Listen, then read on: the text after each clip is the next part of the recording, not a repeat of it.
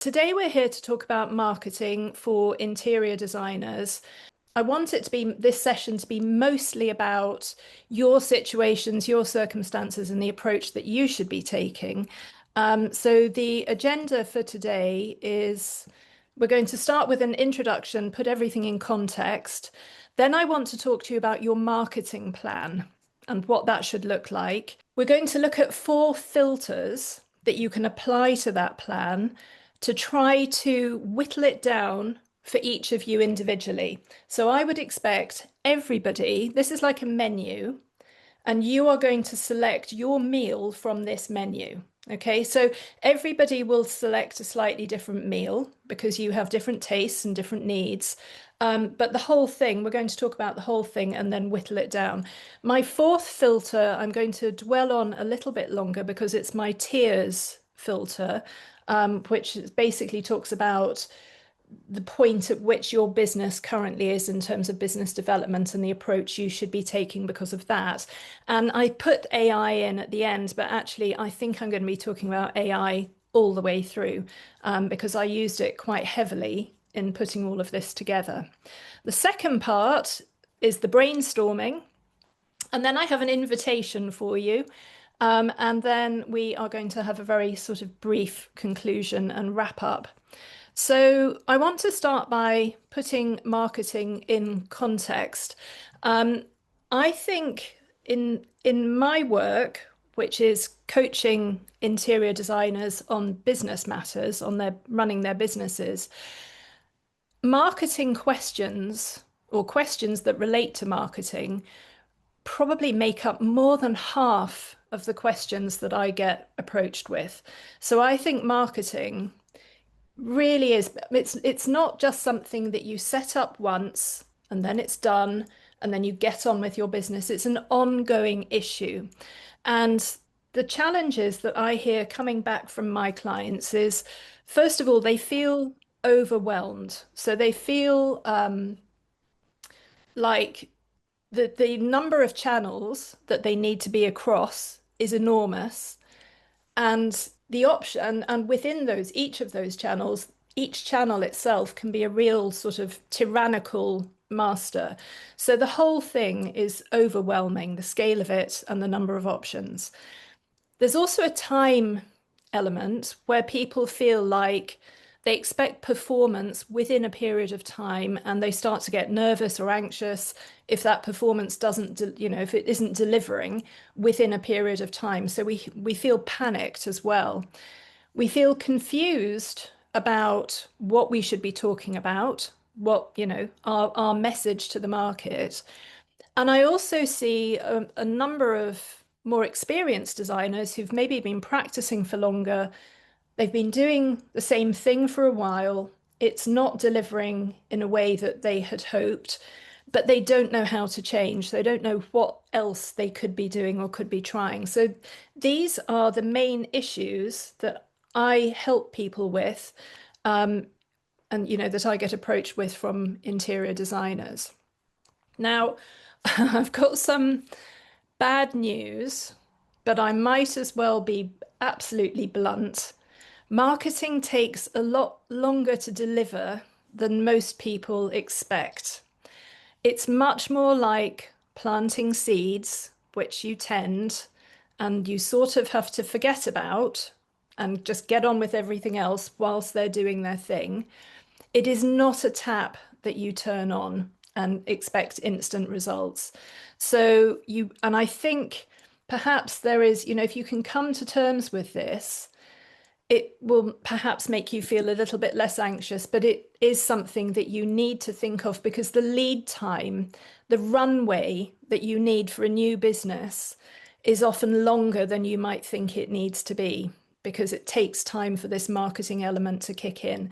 So I think we need to be realistic about this time element. Most new businesses take 3 years to get established.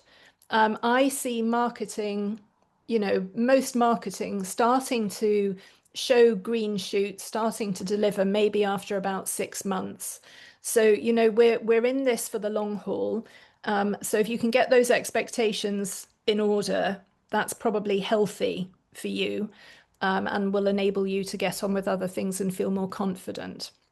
So I want to talk to you about the marketing plan because hopefully today what's going to come out of this for all of you is a clearer vision of what your marketing plan should be.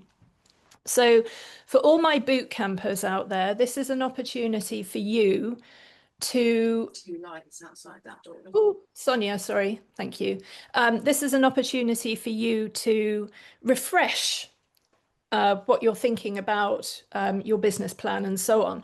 So in bootcamp, what we do is we start with a business plan. Now, it used to be the case that anyone who wrote a business plan deserved a medal because it was a slog. It was a real headache getting a business plan written. We do it now with AI.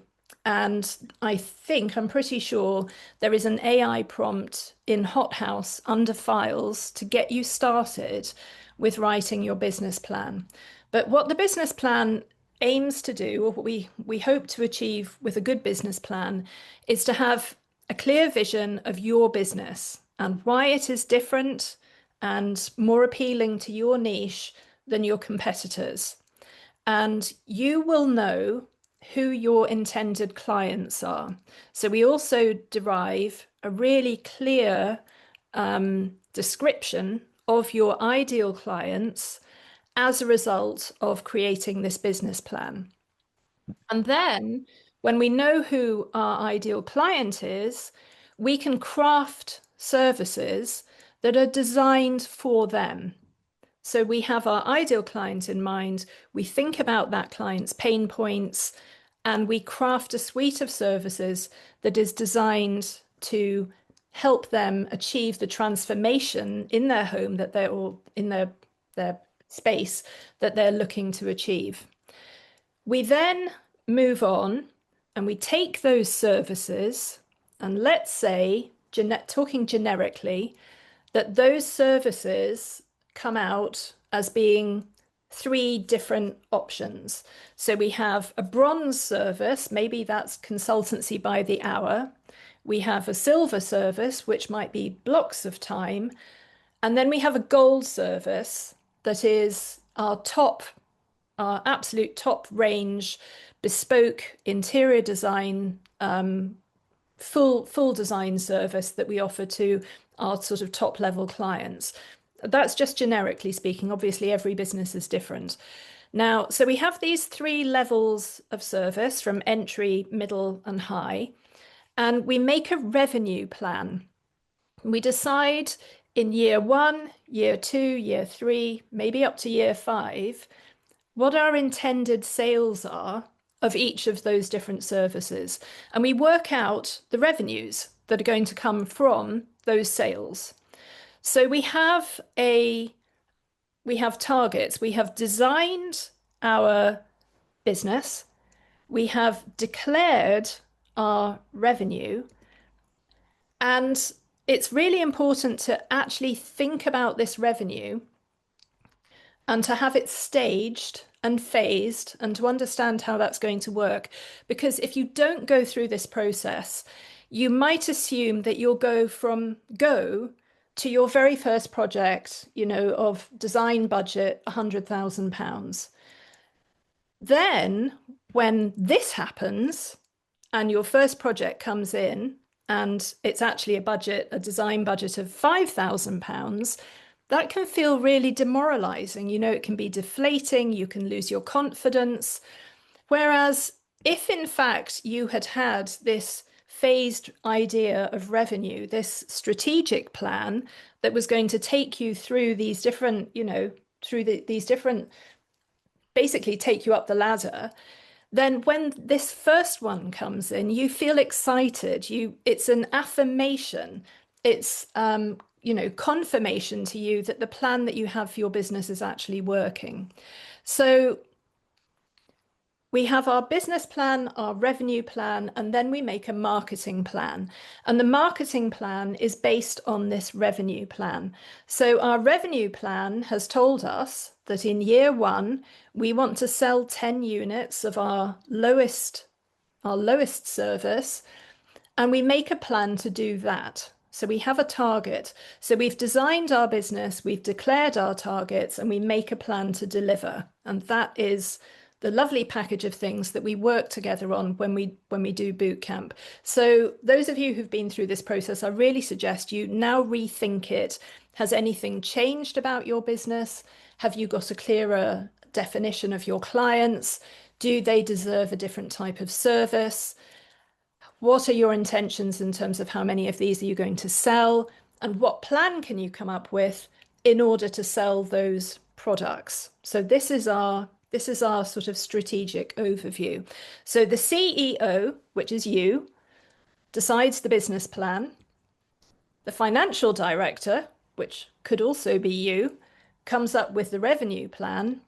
And the financial director passes that on to your chief marketing officer, possibly also you, and you then come up with the marketing plan that is going to deliver. Excuse me, sorry. So I want to look at the marketing plan. Um, Now, the thing I'm about to show you looks horrible, and it's the reason why it feels so overwhelming. So what we're going to do is we're going to look at all the various options, all the various channels to market, and then what we're going to do is we're going to whittle them down. So I'm going to ask you to put your business through 4 filters, and at each filter, hopefully, we'll close off some of these channels, and you'll see that you don't need to be quite so concerned about those particular channels. So here is the the overview, and this is the marketing plan that we use in bootcamp, which shows us down the left-hand side that the things we really want to potentially want to be concerned about are our website and SEO, our email and CRM, our social media, which could include Instagram, Facebook, Pinterest, TikTok, Threads, or whatever. LinkedIn, I've separated out because it's got a slightly different purpose. Then we have networking and strategic relationships. We've got PR and awards, photography and press. And then we get into the sort of personal touch, more intimate things that you can relate with your client in a more sort of high level way. So this particular plan sort of points out all the various aspects of these different channels, and so you need to be thinking about your website optimization and use of keywords and having testimonials, and do you have a blog and all this kind of stuff. So the options, no wonder they're overwhelming. They really are enormous. So how can we begin to tame this beast? How can we start to bring it in under our control? And this is where I'd like you each to think about 4 filters, and we're going to go through the 4 filters. So here they are, and I suggest that as we go through these, if you have any way of making a note, even on your phone, or on a piece of paper or whatever, just if you could identify which options relate to your business, it might help you begin to sort of cut back on the various channels that we're looking at in this massive sort of slightly overwhelming document. So I'm going to begin with B2B. Now, B2B is business to business. Do you sell business to business? Are you looking to work under the umbrella of an architect, or work for a developer, or work for a client who actually is in hospitality, wants you to look at a restaurant or a hotel? Are you going to work in retail, designing shops, public buildings, care homes?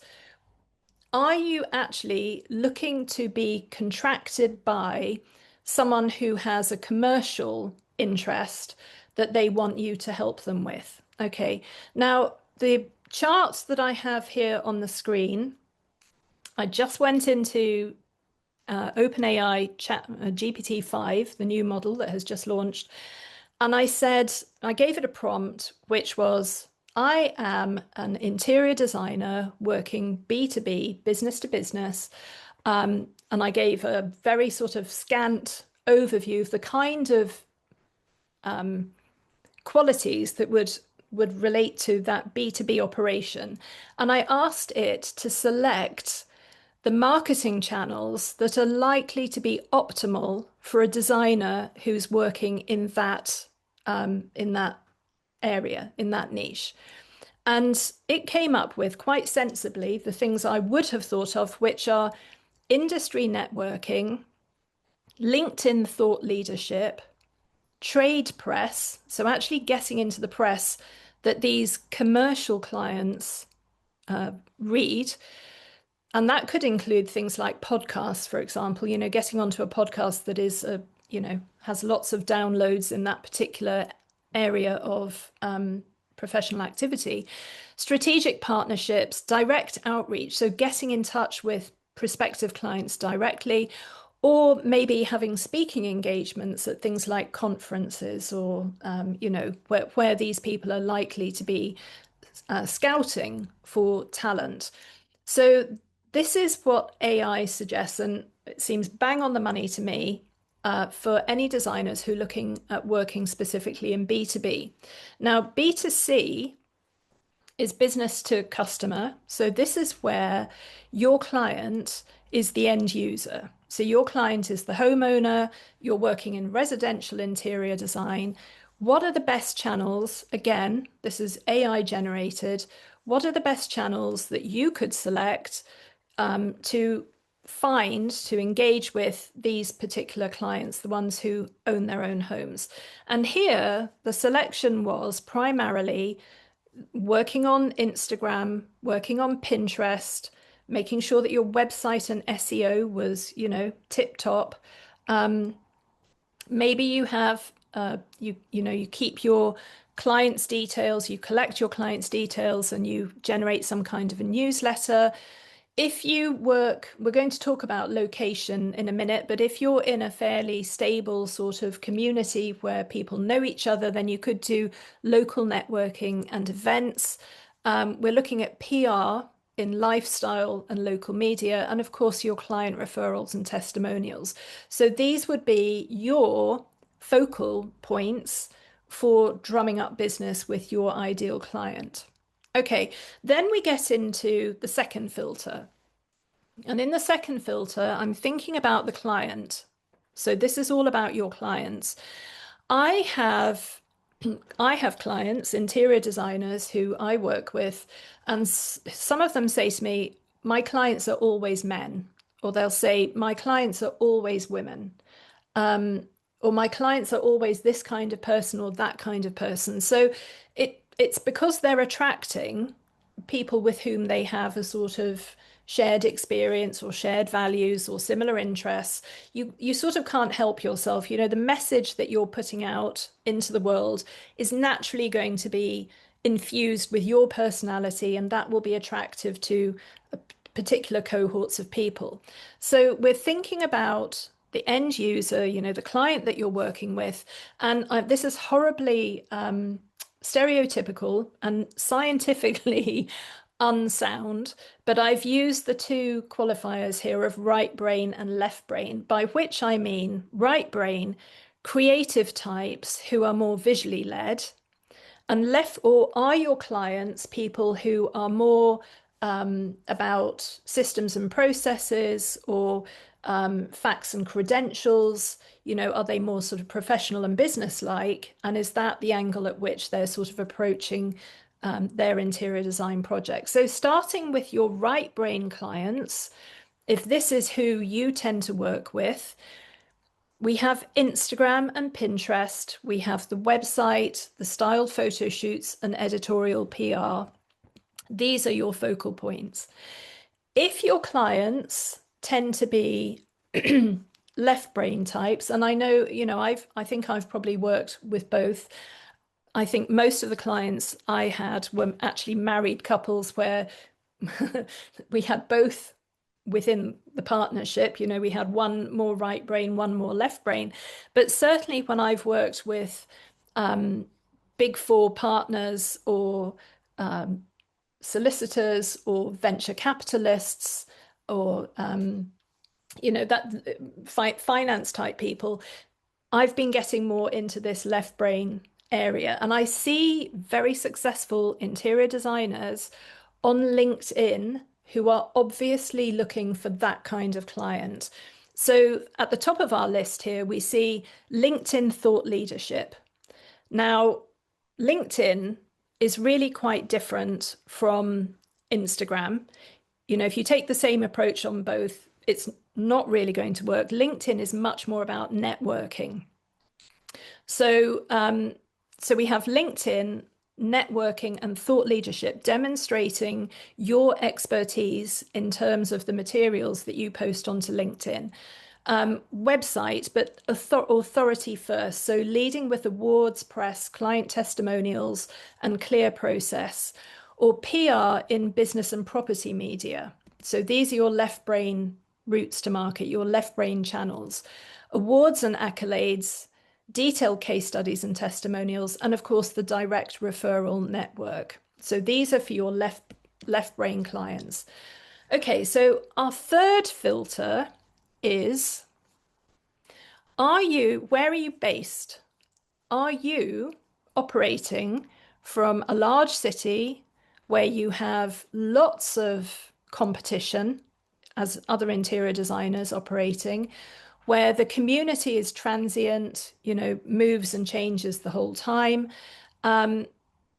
This is going to be our next filter compared to being in an established community, which is a little bit cut off perhaps from the metropolis and where things don't turn over so quickly, where people tend to have roots and feel connected. So we have established community as being the partner to our third filter. So if you are in a large city, then again, with all of these different qualifiers, we're going to come back to Instagram, to website. We're going to pull in a bit of LinkedIn actually to this. And importantly, your Google business profile so that you can be found in among this tangle of other designers who are also working in the local area. PR in city media or influencer features, strategic partnerships with estate agents, relocation agents, or specialist developers, email marketing, and high visibility local events. So that's for those of you who are based sort of in the heart of a large city. Whereas with an established community, local networking is going to be your first port of call. It's going to be your priority when it comes to marketing.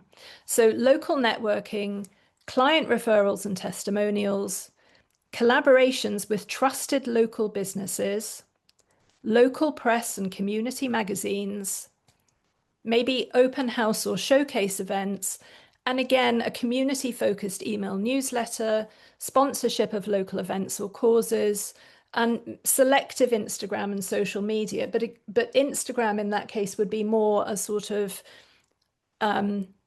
portfolio page rather than necessarily being something that is your priority to be tending daily with new posts and so on. So those are our first three filters.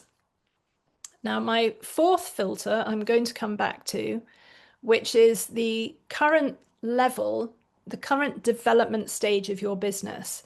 Because depending on how long you've been running your business and how established you are, you want to take slightly different approaches to marketing as well. But I think we're probably going to, well, I'll take a look at this now. So my tiering system works like this because depending on where you fall in these categories, you're going to have a very different experience and you're going to need to do different things. So tier one is a startup business. That means that pretty much everything you're doing is the first time you've done it. So you have to invent the wheel every time. And you're doing it as on the basis of best guesses because you don't have any prior market experience to help direct you. So you have a theory of business, but you don't know yet how the market is going to receive this particular theory. So it's experimentation, but it's building everything from scratch. So that's tier one. Tier two is a step on from that when you've been round the loop a few times. You're still behind the scenes, not perfect. Um, and because you've been round the loop a few times, you're starting to see where the things that you're doing are not ideal for your market. So it's time to make some changes. It's time to sort of ratchet up, improve your business, and get it ready, turn it into something consolidated and solid that you can then take through into maturity. So this is the stage of growing pains. When you're still learning and nothing's quite perfect, but you've moved on and you've got a better idea of what you're doing. Tier three is maturity. And maturity means that you have a really solid business, it delivers consistently, you really know what you're doing, you're respected, you have a great reputation, and you're thinking about scaling. So you're wondering how big you want this business to be, whether you want to bring in additional people or whether, in fact, you're happy being a sole trader and this is something that you would like to continue with. Tier four is when you make the decision intentionally that you're going to step up and become much higher profile. You want to move on up in terms of the clients that you're attracting. It's a risky sort of big leap forward, but it elevates your profile and it makes you into a thought leader within our industry and probably gives you a name that most of us would recognize. So that's moving up to stardom. Now, depending on where you relate in these tiers, at the most simple level, if you're tier one or tier two, in terms of what your intention should be with your marketing, it's to be visible, to be discoverable. So you want to raise awareness of your business, you want people to know about you, you want to be approachable so that anybody who might be interested in working with you steps forward, and you want your offering to be really clear. So you want no fuzziness, you want absolute clarity around your offering. So this is the focus in terms of the message that you're going to be delivering to your market in tier one and tier two. Things change when you move into tier three and tier four because now you want to be an authority.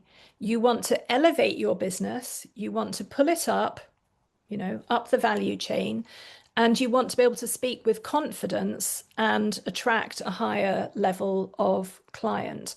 So we have two different sort of marketing approaches, two different sets of strategies that are going to have to come into play for these two different sort of halves of business development.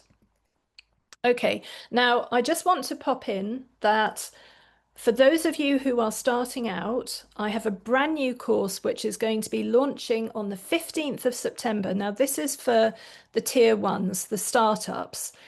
And over 12 weeks, I'm going to be in there with my sleeves rolled up, working with a group, a peer group of new designers who want to start a business that has potential for growth, has great integrity, starts with good habits, and is supported. Now, if you check out my website, you will be able to read all about this and discover what I promise to deliver with this course.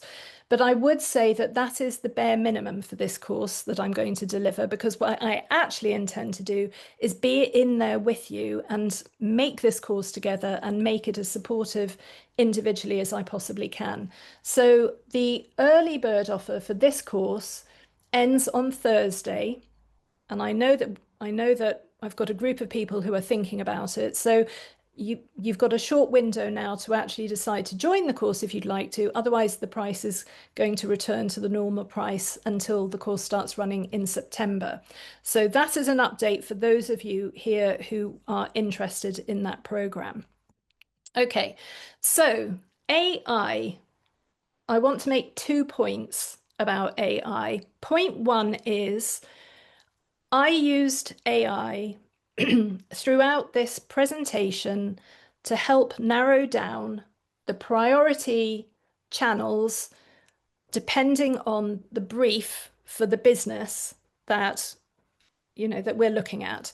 So I used very simple questions. I described the kind of client I was trying to attract, how they might think, what kind of thinker they were going to be, where my business was based. And I asked AI to prioritize all of the potential marketing channels to give me the ones that would be optimal for my business to adopt. And that is such a simple thing to do with the likes of GPT-5 now. So that is my AI point one. It's the half of the AI story, which is you should be using it. And if you have any questions about how I did it, then we can deal with that in a minute. We're going to start that in a minute. AI point two is that these systems are galloping ahead and they are going to start challenging us in terms of what the general public can do for themselves and in terms of other business models that arise that are going to offer digital design services at a fraction of the human cost. So actually, we're in a bit of a race now, and it is a marketing race. We need to pull our businesses up to higher ground so that we can be more secure for the future in terms of the way that our businesses perform with the encroachment of these digital systems. So 2 points on AI: use it, understand it. As you adopt it, you can keep up with the digital services and the digital systems because you'll be using them yourself and pull your business higher up. And I'm constantly talking about the way that we can humanize interior design in order to give us an edge over the systems that might eventually compete with us. So those are the two AI points. Okay, now I'm not sure how this has landed, but I'm going to open up now for brainstorming. So I'm going to invite everybody to get involved. But I think it's helpful to think about the filters. Are you hoping to work with businesses? Are you hoping to work direct with the consumer? Do you think your clients are going to be more sort of creative and more interested in visuals, or are they more interested in your processes, your systems, your expertise? Are they, more over that side? Where are you based? Should you be, are you in a large competitive environment where, there aren't where you have to rely perhaps more on digital marketing, or are you in an established community where actually getting out and meeting people is going to be the way that you make the connections that you need? And finally, where do you sit in terms of the development of your business? And should you be working to just raise its visibility, or is it time now to become a thought leader and elevate your business through your through through raising your profile essentially? So that's the end of me. I'm going to stop sharing this. Now, I did say at the beginning that I'm recording this. However, for those of you watching on YouTube, I'm now going to shut off the recording. I'm going to cut it off, and this bit, us chatting, is only going to go into Hothouse. Okay, so it's going to be a little bit protected, a little bit more confidential. So if you want to chat about your business, it will turn up in Hothouse, but it's not going to go onto YouTube. So just to make that clear. Okay, does anybody want to ask any questions or talk about your business?